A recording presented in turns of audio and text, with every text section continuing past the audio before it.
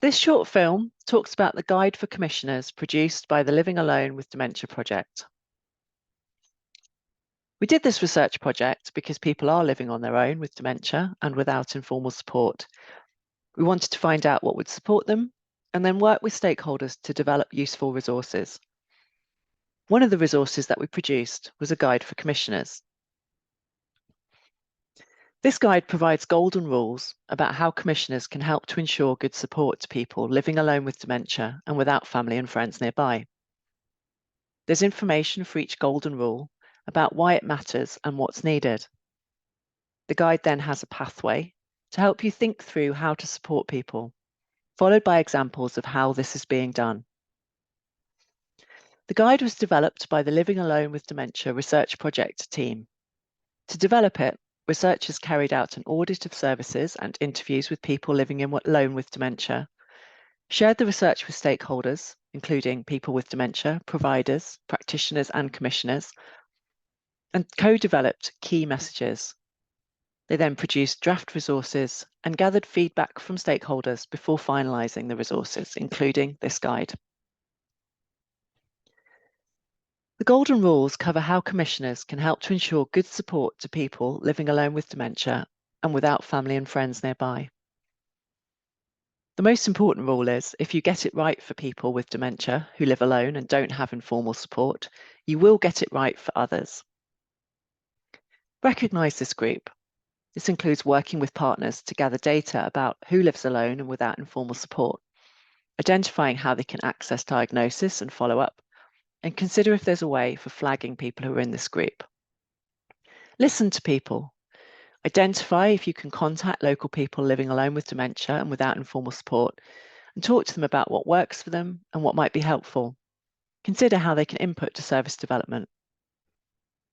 Work with others. Work with colleagues who might have other data, knowledge, or expertise. Listen to stories from other areas, and work with existing services to expand provision. Make information accessible. This is about reviewing information and communication to see how easy it is to find and navigate for people with dementia who don't have family or friends to help. Consider whether the information reflects the diversity of experiences. Check that links are up to date and avoid negative language about and depiction of dementia. Be inclusive. This is about working with partners to understand how people access services and to ensure that there's a proactive offer of support for people who don't have informal care. Provide a variety of options for people to seek support with no wrong contact. Check if the services that you're commissioning can be flexible in meeting the needs of people who live alone and don't have a carer. For example, staying involved for longer, or checking in proactively or visiting at home.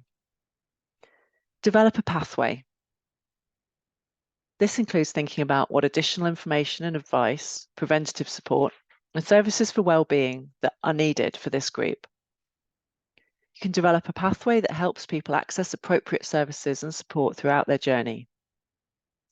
Work with partners to make the most of planned contacts, and support an integrated system where every contact matters.